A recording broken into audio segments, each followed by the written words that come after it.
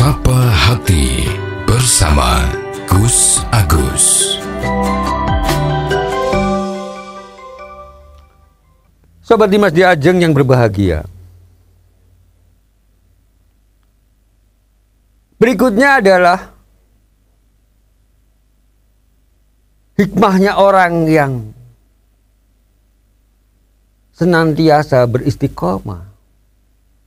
Itu mesti orang tersebut itu akan menunjukkan akhlak yang mulia, akhlak yang baik. Ucapannya ya baik, tidak mau menyakiti orang lain, tidak mau mencemooh, tidak mau mencaci, tidak mau mengatakan perkataan kotor, selalu menjaga lisannya.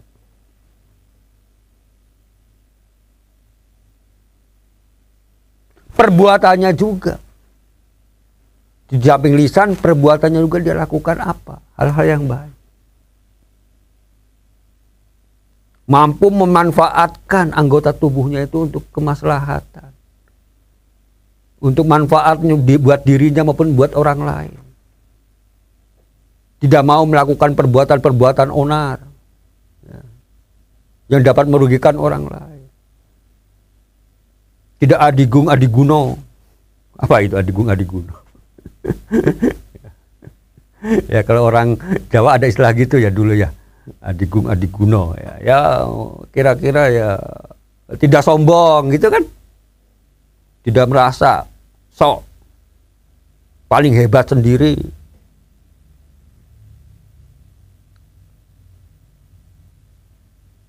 Punya unggah-ungguh, punya tata krama. Ini orang-orang yang punya sifat atau orang-orang yang mampu melakukan istiqomah. Akhlaknya mesti dijaga. Kalau kita sudah ngomong akhlak, itu pasti orang itu akan menjadi orang-orang yang disegani oleh orang lain, akan dihormati orang lain, akan menjadi contoh atau teladan buat orang lain.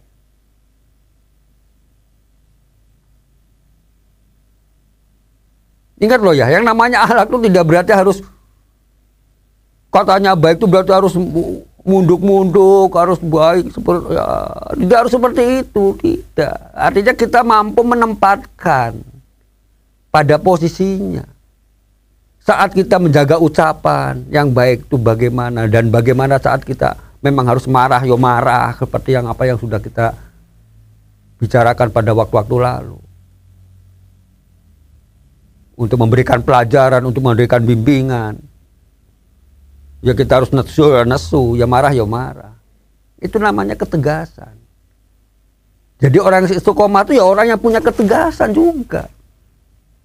Ya akhlaknya dijaga, ketegasannya juga punya.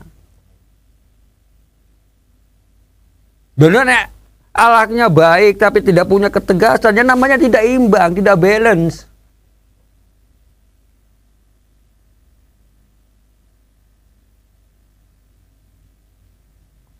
Semuanya itu akan bisa kita lakukan dengan baik itu kalau salah satu dari apa yang kita bicarakan tadi, akhlaknya ditunjukkan, ketegasan juga ditunjukkan, maka orang itu akan menjadi orang yang berhasil, orang yang akan disegani, orang yang mampu memberikan manfaat untuk orang lain, tidak hanya untuk dirinya. Coba kalau kita misalnya punya, ya mohon maaf, misalnya punya pimpinan atau punya atasan kita plenyap. Ya kira-kira anak buahnya nyelelek semua gitu ya mas. Kita melakukan kesalahan tuh kok dibiarin saja. Ya berdoa saja deh, nanti dia akan kalau sadar nanti akan sadar diri. Dibiarin, tidak dilakukan teguran, tidak ada ketegasan. Ya kalau seperti itu ya bubar. Iya kan? Artinya tetap. Ya namanya akhlak mulia itu ya seperti itu. Bisa dijaga, perbuatan kita dijaga dengan baik. Artinya jangan baik dari hal-hal yang tidak benar. Tapi juga dilakukan dengan ketegasan-ketegasan yang semestinya. Itu baru namanya kita mampu beristiqomah. Maka tadi keteguhan jiwa itu penting. Keyakinan jiwa kita itu penting. Untuk melakukan satu tindakan yang benar sesuai dengan petunjuk daripada Tuhan dan Rasul-Nya. Baik lewat Al-Quran maupun dari hadis-hadis Nabi besar Muhammad SAW. Sobat Dimas Diajeng yang berbahagia.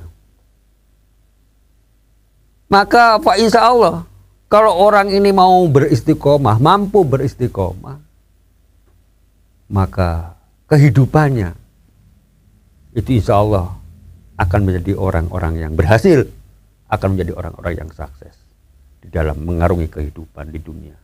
Pun juga akan berhasil menjadi orang yang sukses nanti pada saat kita dipanggil oleh Tuhan, yaitu di dalam mengarungi kehidupan nanti di akhirat. Dan insya Allah orang-orang seperti inilah orang-orang yang nantinya akan diberi ganjaran, diberi pahala oleh Tuhannya dengan kenikmatan surga. Sobat Dimas Diajeng yang berbahagia.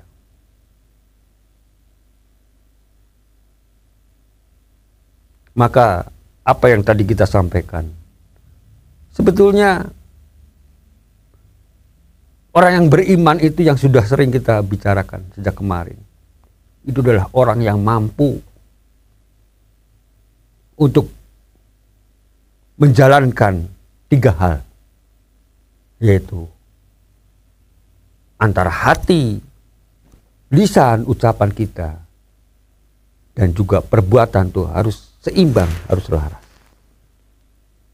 Maka inilah yang namanya benar-benar orang itu beriman dan beristiqomah. Jadi beriman itu adalah orang yang mampu beristiqomah di dalam 3 hal tadi. Ya lisannya, ya perbuatannya, juga hatinya. Jadi hati, lisan, perbuatan itu harus seimbang, harus selaras, harus setujuan. Jadi hati kita mengatakan A, lisan kita juga harus menyampaikannya A, perbuatannya juga harus kita lakukan A. Jadi 3 inilah yang membuat manusia itu menjadi manusia-manusia yang mulia, yang akhirnya adalah menjadi orang-orang yang bertakwa. Orang yang selalu menjalankan perintah-perintah Tuhan dan menjauhi segala larangan-larangan Tuhan dan Rasul-Nya. Sobat Dimas Diajeng yang berbahagia. Memang kalau kita amati lebih jauh, godaan iman, godaan orang yang beristiqomah ini sangat luar biasa. Sudah beberapa kali kita sampaikan. Dan terutama godaan yang paling kuat itu apa sih sebetulnya? Ya. Godaan yang paling besar, godaan yang paling kuat itu adalah sebetulnya adalah godaan hawa nafsu. Karena yang namanya hawa nafsu itu kita tidak bisa melihat. Kayak apa sih hawa nafsu itu? Kita nggak tahu kayak apa bentuknya. Kelihatan kalau godaannya dari manusia, wah itu manusia. Ya kita bisa lari gitu kan. Tapi kalau hawa nafsu kan ada pada diri kita sendiri. Kita lari kemana yang ngikutin. Kita ngumpet kemana yang ngikutin. Cuman kita nggak tahu kayak apa hawa nafsunya. Yang bisa kita rasakan saja. Nafsu itu sebetulnya baik. Karena ada nafsu yang positif, ada yang nafsu negatif. Kalau manusia itu tanpa nafsu,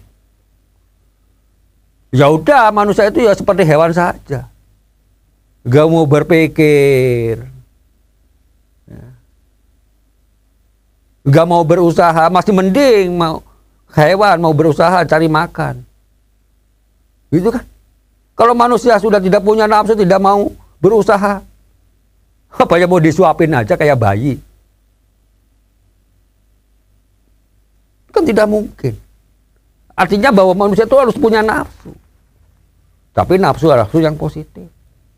Untuk tujuan kebaikan hidup. Untuk supaya hidup itu makin bersemangat.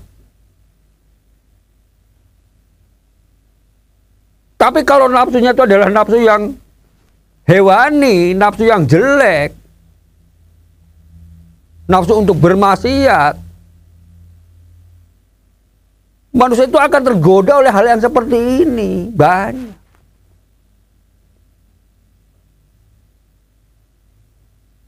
Kita bekerja, diberi tugas, hal-hal yang berhubungan dengan keuangan misalnya.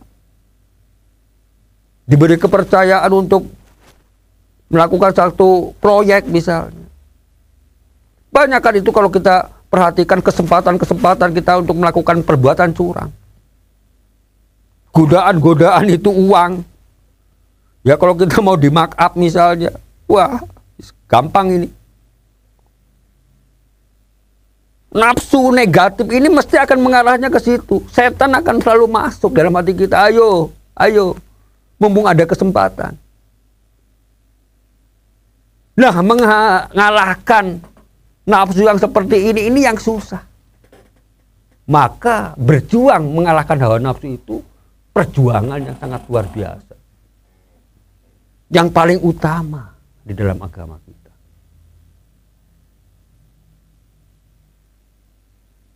Sobat Dimas Diajeng yang berbahagia.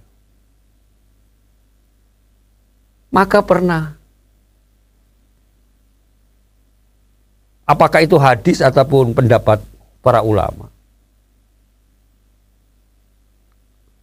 bahwa satu ketika Rasulullah habis melakukan perang dengan musuh-musuhnya dalam perang Badar. Itu disampaikan.